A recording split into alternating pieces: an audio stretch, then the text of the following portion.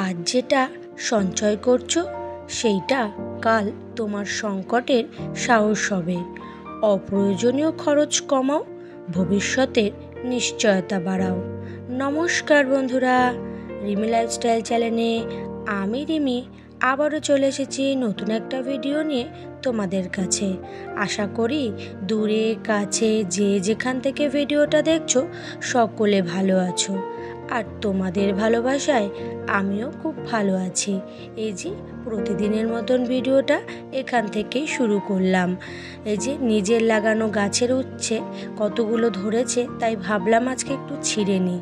আর এই উচ্ছে ছিঁড়ে একটুখানি এর সাথে আলু মিশিয়ে ভাজবো খানে, তাহলে একটা রেসিপি হয়ে যাবে। আমি প্রতিদিনই তোমাদের সাথে গল্প করি যে আমি গ্রামে থাকি, গ্রামের টুকটাক গাছপালা এখানে ওখানে লাগিয়ে একটু আধটু সবজির ব্যবস্থা আমিও করে নিই বাড়িতে, যেগুলো হয়তো টাকা দিয়ে বাইরে থেকে কিনতে হয় না।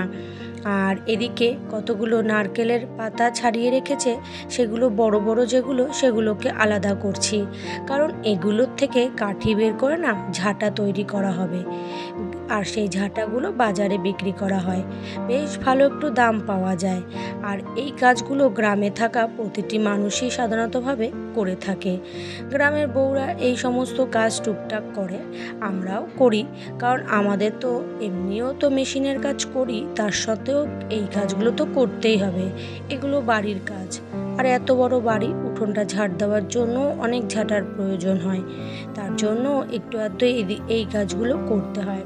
তাই বাবা কেটে রেখে গেছেন, গুছিয়ে রেখে গেছেন, তা আমি আবার এগুলো বড় বড়গুলো বেছে নিচ্ছি, কারণ সব পাতা তো সমান না, যেগুলো ছোট সেগুলো আর এই কাঠিতে দেবে না, সেগুলো জ্বালানির কাজে ব্যবহার করা হবে।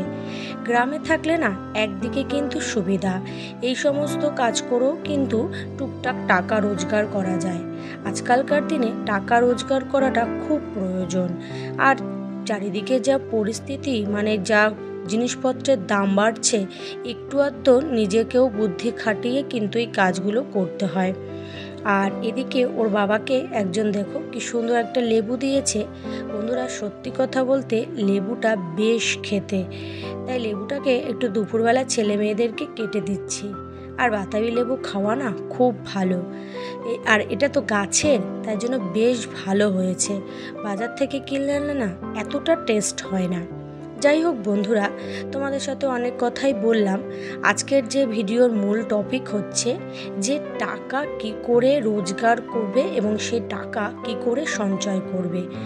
প্রধানত টাকা সঞ্চয় করার আগে কিন্তু টাকা রোজগার করা দরকার। টাকা রোজগার করতে গেলে টাকা যদি তুমি রোজগার ঠিকঠাক করে বুদ্ধি করে করতে পারো, তাহলে কিন্তু টাকা সঞ্চয়ও তুমি ভালোভাবেই করতে পারবে। এদিকে রোজগার করলে না আর টাকা সঞ্চয় করতে চেষ্টা করা শুরু করলে সেটা কিন্তু হবে না। রোজগার করাটাও দরকার। একটা মূলধন তোমার কাছে রয়েছে, সেই মূলধনটাকে তুমি এখানে ওখানে ফেলে না রেখে, মানে ফেলে রাখা বলতে ব্যাংকের রেখে দিলে, সেটা তুমি কোনো রকমভাবে বাড়ালে না, বিনিয়োগ করলে না। তোমাকে সেই মূলধনটাকে সঠিকভাবে বিনিয়োগ করতে হবে। তুমি যদি মূলধনটাকে ঠিকভাবে বিনিয়োগ করতে পারো, তাহলে মূলধনের পরিমাণটা একটা সময় গিয়ে বেড়ে যাবে। ধরো তোমার কাছে 10,000 টাকা আছে, সেই 10,000 টাকাটা তুমি শুধু ব্যাংকে রাখলে সামান্য পরিমাণ সুদে অল্প অল্প বাড়ছে, কিন্তু সেই টাকাটা শুধু ব্যাংকে না রেখে সেটা দিয়ে এমন একটা জিনিস করলে, যে জিনিসটা তুমি গিয়ে ভাড়া দিয়ে হোক বা কোনো কিছু কাজ করে সেই জিনিসটা থেকে কিছু পরিমাণ টাকা অর্জন করতে পারছো, তাহলে দেখবে তুমি যদি ওটা থেকে, মানে ওই জিনিসটা থেকে টাকা জোগাড় করতে পারো, রোজগার করতে পারো, তাহলে তুমি টাকা সঞ্চয় করতে তোমার অনেক সুবিধা হবে। দেখা যাবে ওই 10,000 টাকা একটা সময় গিয়ে তোমার 20,000 টাকায় দাঁড়িয়ে যাবে। তাহলে এইভাবে যদি তুমি বিনিয়োগটা করাটা ঠিকঠাক করে করো, তাহলে দেখবে টাকা সঞ্চয় করা তোমার কাছে কোনো ব্যাপারই হবে না। 2 নম্বর পয়েন্ট হিসাবে বলি, তোমার ট্যালেন্টকে কাজে লাগাও। তোমার কোন বিষয়ে ট্যালেন্ট আছে সেই দিকে তুমি তোমার ট্যালেন্টকে কাজে লাগাও। সবার ট্যালেন্ট কিন্তু সমান না।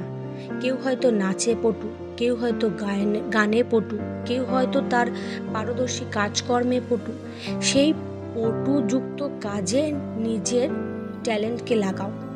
যদি তুমি নিজের ট্যালেন্টকে ঠিকঠাকভাবে কাজে লাগাতে পারো তাহলে তুমি দেখবে সহজে টাকা রোজগার করতে পারছো।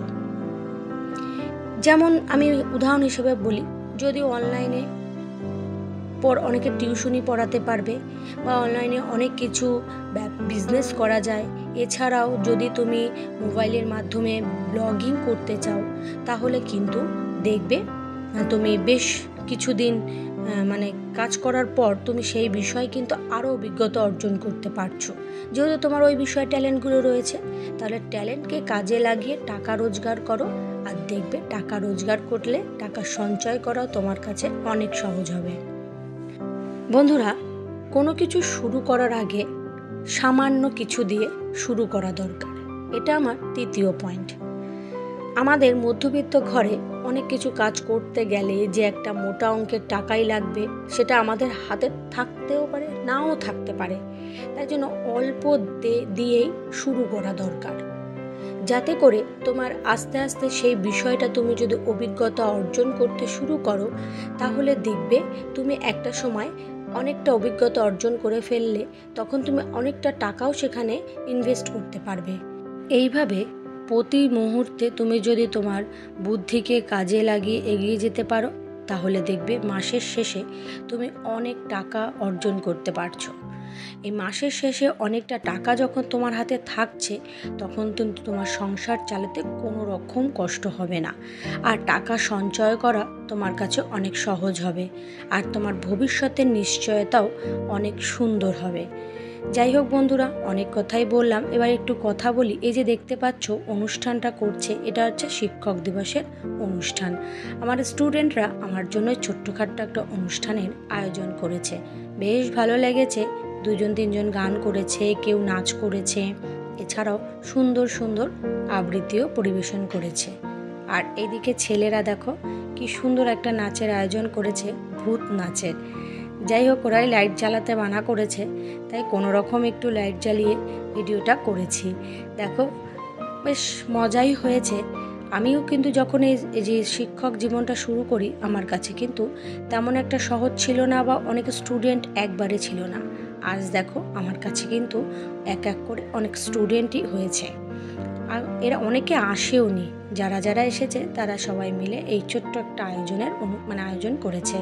আমার বেশ ভালো লাগছে, যেটা আমার কাছে একটা নতুন জীবন।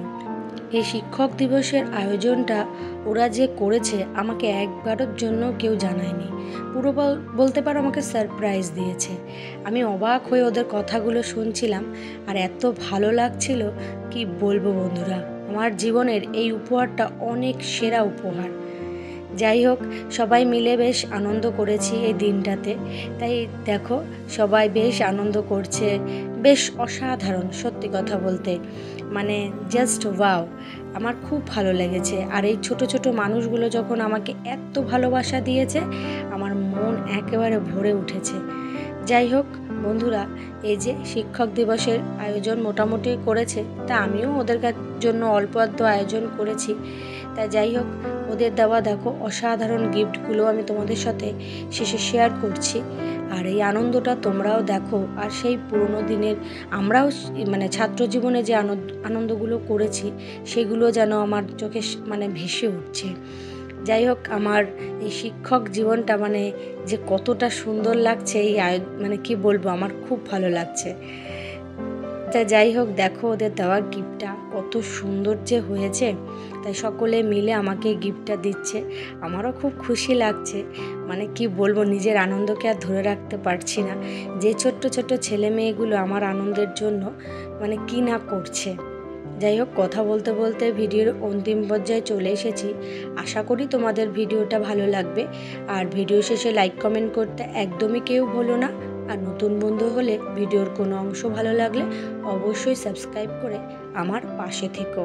আর এই যে গিফট দেখিয়ে ফেলি, আর গিফট দেখানোর মধ্যেই আজকের এই ভিডিওটা আমি শেষ করছি।